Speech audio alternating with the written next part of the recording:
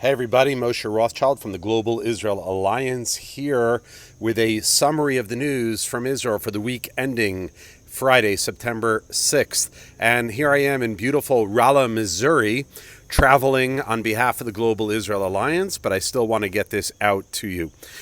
Over this past week, on Sunday, anti-tank missiles were fired from Lebanon into Israel. They were fired at an army base, and a statement from Israel says that there were a number of confirmed hits, and Israel returned fire at targets in southern Lebanon.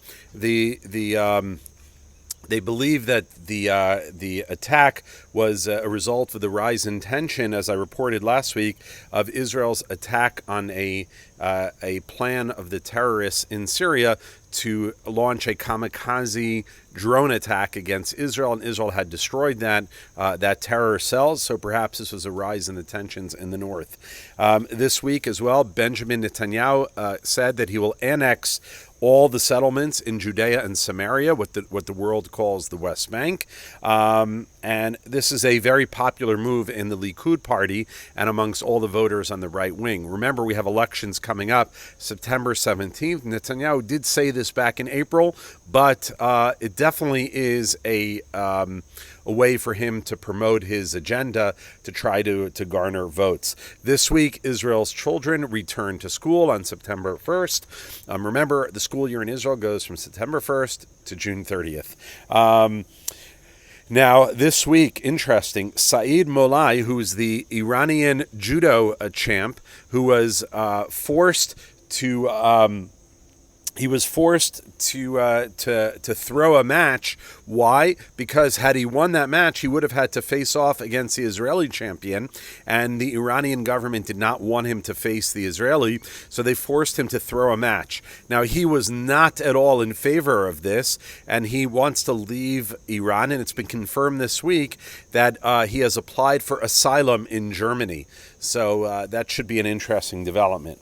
Sacha Baron Cohen, who's known for his comedic roles in movies like playing Borat and other comedic films, this week has turned to drama, and he will be the star in a Netflix film about Eli Cohen. Eli Cohen, of course, is Israel's greatest spy. He was an Egyptian-born Jew who was inserted into Syria in the 1960s, and he became a very, very powerful, influential person in the Syrian government, amongst the Syrian army. It was even suggested, his cover was so deep, that he run for the next president of Syria, and he was very instrumental in our winning the Six-Day War, and his intelligence also was used in the 1973 Yom Kippur War. I won't tell you the whole story here, but the movie will be on Netflix, and it's going to be called The Spy.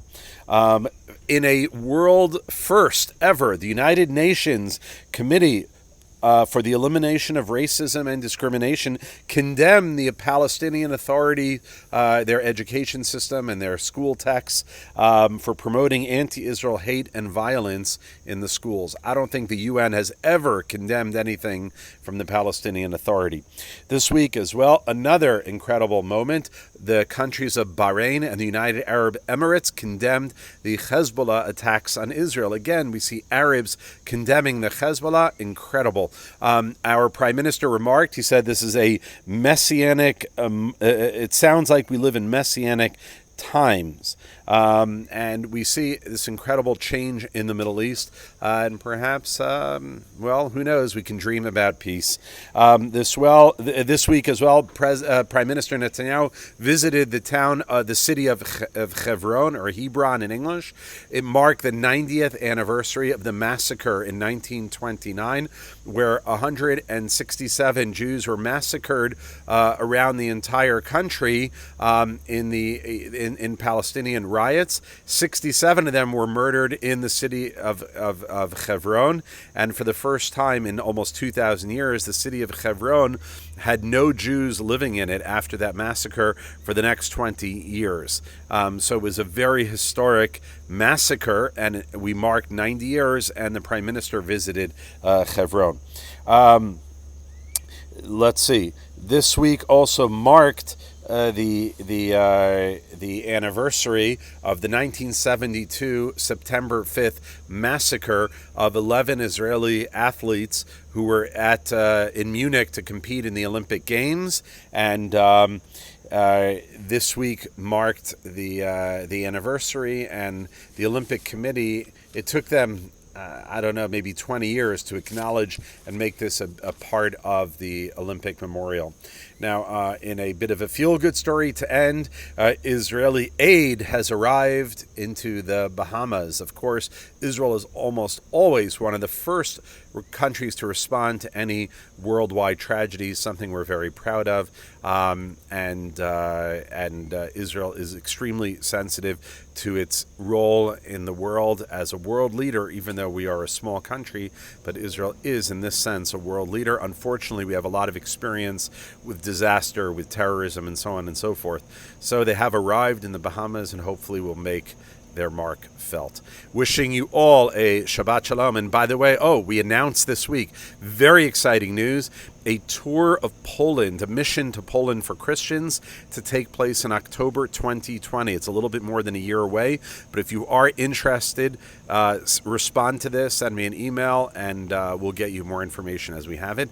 And it's going to be something extremely exciting. Wishing you all a wonderful Shabbat Shalom from Rolla, Missouri. If you're around Tulsa Tuesday evening, I'll be giving a special talk about the power of the Hebrew language, even if you're not a Hebrew speaker. Well, it's designed for non-Hebrew speakers. That will be Tuesday night. Send me an email and I'll send you the information. Shabbat Shalom. Have a great weekend and a wonderful Shabbat.